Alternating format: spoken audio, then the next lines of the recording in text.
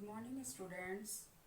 आज मैं आपको आपकी पाठ्य पुस्तक बसंत के पाठ 1 ध्वनि को पढ़ाने जा रही हूँ। पहले मैं आपको ध्वनि जो हमारी कविता है इसके कवि सूर्यकांत त्रिपाठी निराला जी के बारे में बताने जा रही हूँ।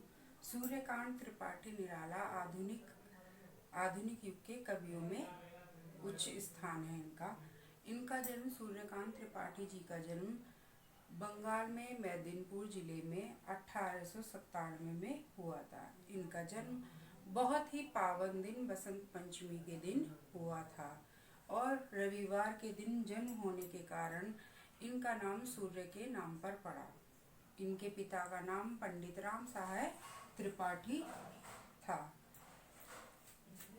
इनकी आरंभिक शिक्षा राजकीय विद्यालय में ही संपूर्ण हुई।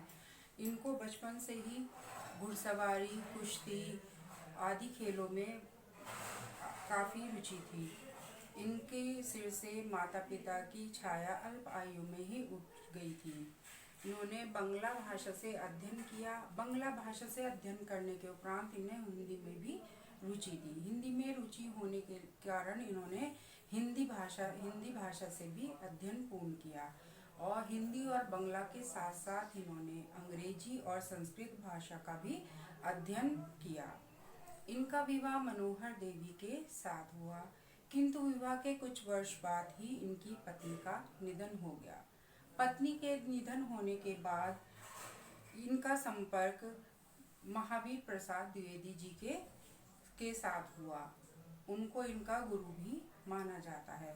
महावीर प्रसाद द्विवेदी जी ने इनको साहित्य साधना के लिए प्रेरणा दी और इनको कहा कि आप साहित्य के लिए साधना करें और उसके लिए साहित्य में अपना योगदान प्रदान करें।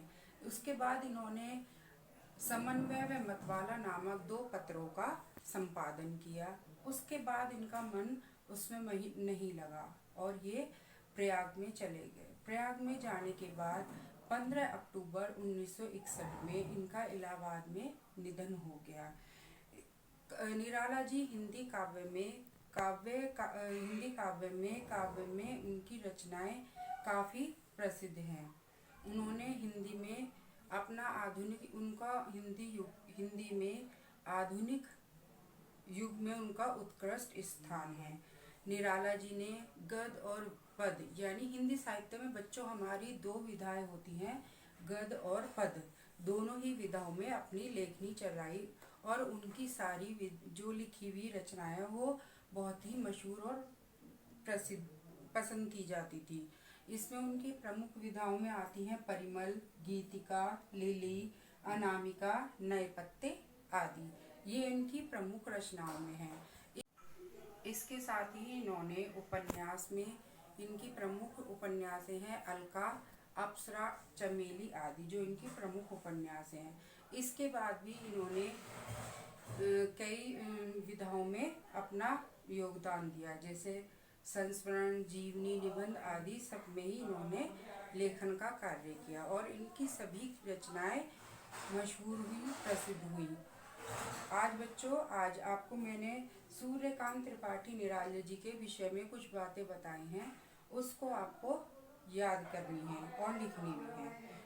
कल को मैं आपको ध्वनि पाठ की कविता की व्याख्या समझाने जाऊंगी और आप सभी इसको जीवन परिचय को याद करेंगे और लिखेंगे और ध्यान से पढ़ेंगे भी।